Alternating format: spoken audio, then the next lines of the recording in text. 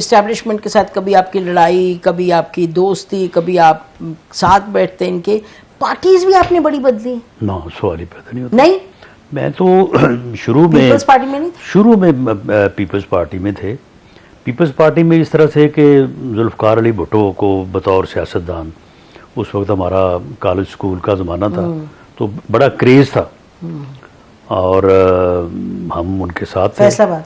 फैसलाबाद में उनके साथ थे और फिर साथ ही यानी पीपल्स पार्टी में थे। फिर ज़िया-उल हक का जब मार्शल लॉ लगा तो उस पे मैंने को 3-4 मरतबा जो है वो जेल काटी है।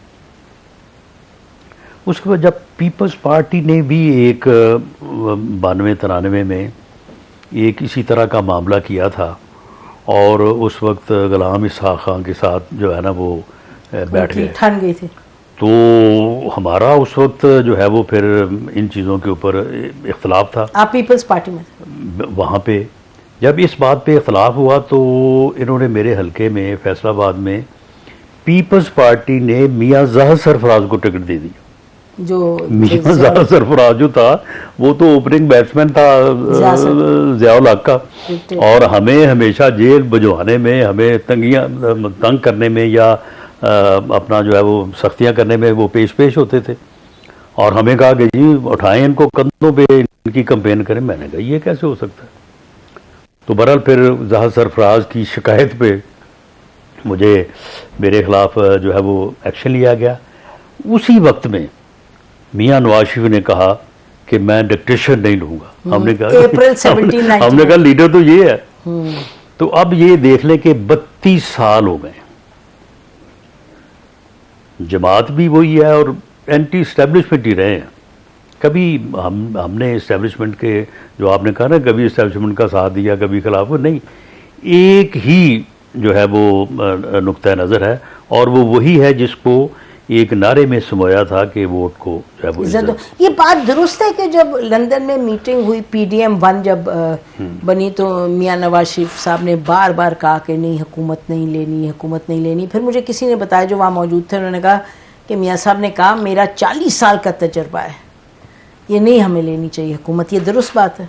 ये न सिर्फ दुरुस्त बात है बल्कि ये फैसला हो गया था कि हम अब वापस जाएंगे, वापस जाके मई में 2022 जी फैसला हो गया। और फैसला जो है वो मियाँ नवाज शरीफ साहब के इनिशिएटिव पे ही हुआ। देखिए ये बात जो लोग बात करते हैं कि जी वो फैसले कर लेते हैं, जी वो किसी की सुनते नहीं, ये बिल्कुल गलत है। उन्होंने सबको बुलाया, हम 7-8 लोग थे, हमारे साथ 3 दिन उन्होंने पूरी मगजबारी की और फिर उसके बाद हम में से पहले कुछ थे जो नहीं चाह रहे थे, लेकिन बहरहाल फिर फैसला हो गया कि हुकूमत के झंडा और गाड़ी छोड़नी है, हुकूमत नहीं करनी, इलेक्शन में जाना है। यहाँ पे शहबाज शरीफ प्राइम मिनिस्टर थे, बिल्कुल, और मियाँ शहबाज शरीफ ने बिल्कुल दिल से ये बात तस्लीम कर ली।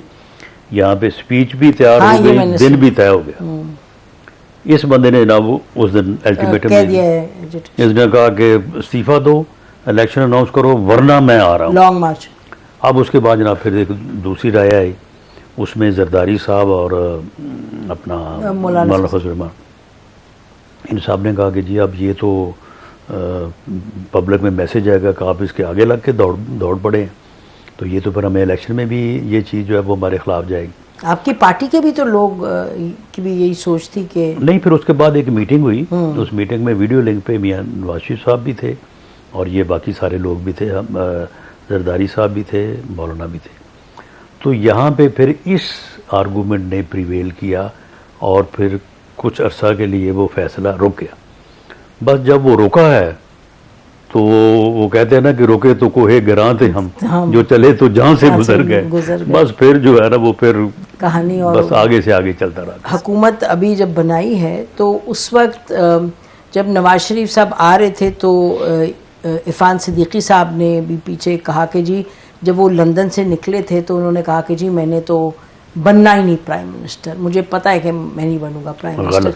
और आप लोग कह रहे थे कि वो कह रहे हैं कि जी वो प्राइम मिनिस्टर ही नवाज शरीफ, तो कौन सही कह रहे हैं? हम ठीक कह रहे थे, ये पार्टी का फैसला था।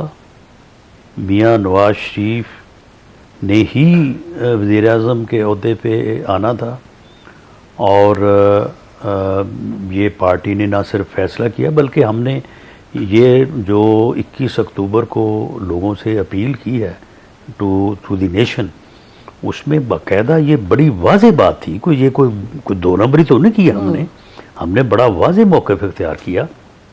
वहाँ पे सभी लोग थे, पार्टी की सारी लीडरशिप उस स्टेज के ऊपर बैठी थी, और मियाँ नवाज शरीफ ही हमारे लीडर थे, और वो उन्होंने ही वज़ीर आज़म बनना था।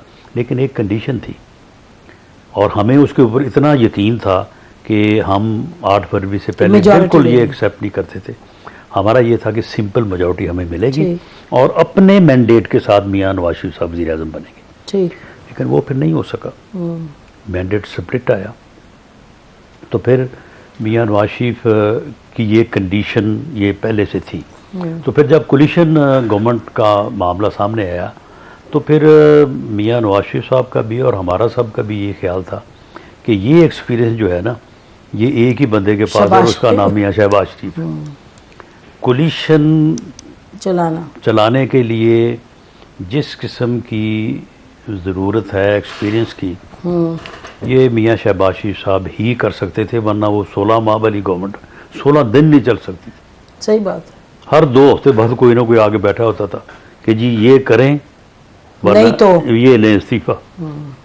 तो वो गलत करते भी नहीं थे, लेकिन उसे भी राज़ी करके इस्तीफा उसकी जेब में डाल के उसे भेजते थे वापस। तो ये काम जो है ना, ये वो बेहतर कर सकते थे, और मेरा ख्याल है कि अब जब कोलिशन गवर्नमेंट में जाना पड़ा है तो मियाँ शहबाज शरीफ वाला फैसला ही ठीक है। तो ये जैसे आपने प्रोग्राम के शुरू में कहा कि असल बात सियासत है, और जो सियासत वाला लेकिन मुल्क तो किसी ने चलाना है ना, वैक्यूम तो नहीं हो सकता। बेशक यानी, और फिर जिसने चलाना है, जिसने हुकूमत बनानी है, तो उसको उसे महंगाई दूर नहीं करनी चाहिए। रान साहब, उसे जो है वो अपना इकॉनमी को बेहतर नहीं करना चाहिए, ये तो करना ही करना है ना। लेकिन सियासत जो है, अब आप मुझे बताएं कि जो स्प्लिट मैंडेट आया है और उसमें जो हिस्सा इमरान खान का है, उसने कौन सी मईशत बेहतर की है? उसने तो बेड़ा गर्क की है। उसने कौन सी महंगाई कम की है? क्या परफॉर्मेंस है उसकी? नहीं, थ्रू आउट वो एक बात बता दे, एक देखें, इमरान खान की अगर आप असेसमेंट करने लगे जी, अगर आप असेसमेंट करने लगे तो बहुत बड़े बड़े ब्लंडर्स हैं, जैसे आपने खुद कहा। लेकिन दूसरी तरफ जैसे आपने खुद कहा कि भाई वोट को इज्जत दो, आप बिल्कुल बहुत ईमानदारी से इस वक्त बात कर रहे हैं। ये तो बात सब जानते हैं कि 9 फरवरी को एक अजीब पाकिस्तान ने देखा हाल के ना ये लोग कैंपेन कर सके। बहुत बड़ी बात कर दी आपने। बिल्कुल। इसमें देखें, इसमें पहले उनके कागज़ छीने गए, वो उनके सेकेंडरी प्रपोजल उठाए गए, शोर बड़ा मचा, कागजात रिजेक्ट हुए। बाद में किसी का प्रपोजल सेकेंडरी गायब नहीं हुआ, किसी के कागज गायब नहीं हुए, किसी के कागजात रिजेक्ट नहीं। सबने इलेक्शन लड़ा। जो पिछले 9 माह कहीं नजर नहीं आ रहे थे, जो पता नहीं कहाँ पे जाके कोई, मेरा ख्याल है कोई अपना किस बर्रे आज़म में बैठे थे, सबने इलेक्शन लड़ा। लेकिन वो केपी के भी भाग गए। तो ये जो मीडिया पे चलता रहा कि जी उनके साथ ये हो गया जी, बड़ी ज्यादती हो रही जी, प्रपोजल उठा लिया जी, ज्यादती तो बहुत हुई थी।